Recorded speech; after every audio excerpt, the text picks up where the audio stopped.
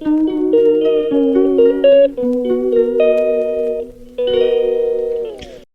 প্রিয়াঙ্কা চলে এসেছি তোমাদের কাছে লাস্ট ডে শান্তিনিকেতনের ব্লগ নিয়ে। তো আজকে মনটা ভীষণ খারাপ, 3 দিন ভীষণ ভালোভাবে কাটিয়েছি, ভীষণ ভালো লেগেছে জায়গাটাকে, ভীষণ ভালো লেগেছে রিসর্টটাকে, ওদের বিহেভিয়ার ভীষণ ভীষণ মিষ্টি লেগেছে। তো সব কিছুকে ওভারকাম করে আজকে নিজের জায়গাতে ফিরতেই হতো। তো যাই হোক, এখন যাচ্ছি ব্রেকফাস্ট টেবিলে ব্রেকফাস্ট করতে। আর আজকে না সকাল থেকে ঘুম থেকে উঠেই দেখি ভীষণ পরিমাণে বৃষ্টি হচ্ছে আর ভীষণ পরিমাণে একটা ঝোড়ো হাওয়া দিচ্ছে। ঠাকুর করে তাড়াতাড়ি পৌঁছে গেলেই ভালো নিজেদের বাড়ি।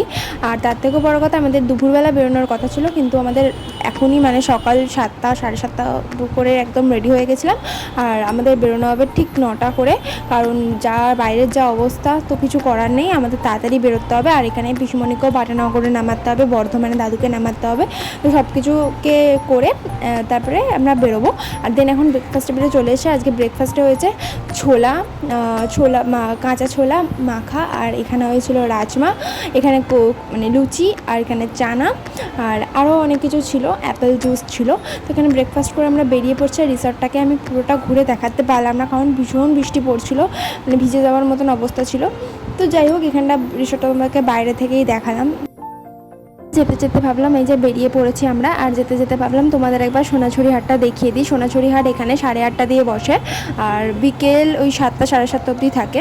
তো 7টা 7:30 পর বড্ড অন্ধকার হয়ে যায়, মানে একদমই লাইট নেই এখানে। এই যে ঘুরিয়ে দিলাম, তোমাদের দেখিয়ে দিলাম, কত সুন্দর দেখেছো, খুব মিস করবো এই জায়গাটাকে আমরা। তো এখন আমরা বেরিয়ে পড়েছি, আর এই যে চারপাশে গাছপালা মাঝখানে আমরা যাচ্ছি, এই যে একটা রিয়েলাইজ একটা ফিলিং ভীষণভাবে মিস করছিলাম। যাই হোক, আর আমি সেরকম ভিডিও করিনি আজকে।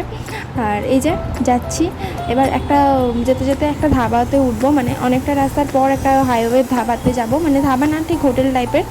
তো ওখানে যাব, ওখানে গিয়ে একটু কিছু খাওয়া দাওয়া করবো। আর মাঝখানে আর কোথাও নামিনি, একবার নেমেছিলাম বর্ধমানে, সেটা আমি আর ভিডিও করতে পারিনি।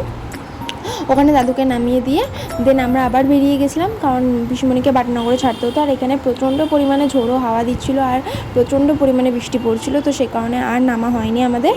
আর এই যে এখন যাবো একটা ধাবাতে গিয়ে কী খাচ্ছি তোমাদের সাথে সেটা শেয়ার করছি। নীলাচল বলে একটা হোটেলে উঠেছিলাম এসে, কিন্তু ভীষণ বাইরে এতটা পরিমাণে বৃষ্টি হচ্ছে, এতটা পরিমাণে ঝড় হচ্ছে, তো সেই কারণে আমি আর বাইরের ভিডিওটা করতে পারি না। আর এখানে খাবার দাবারও আমাদের এসে গেছে, কিন্তু আমার খাবার দাবারটা তখনও দেয়নি।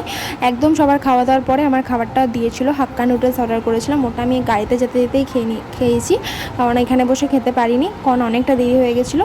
আর এই যে আমাদের থালি চলে এসেছিলো, আর বিশ্বাস করো খাবারের রিভিউ যদি চাও, ভীষণ বাজে খাবার দাবারগুলো ছিল, কিন্তু কিছু করারও ছিল না আমাদের, ভালো রেস্টুরেন্টে দাঁড়াতেও পারিনি, আর এত বৃষ্টি পড়ছিল বলে। আর এই যে আমাদের খাওয়া দাওয়া শেষ হয়ে গেছে, আর এখানে আমরা কিন্তু বাটানগরেও এসে গেছি, মাঝখানে আর কিছু ভিডিও করা হয়নি।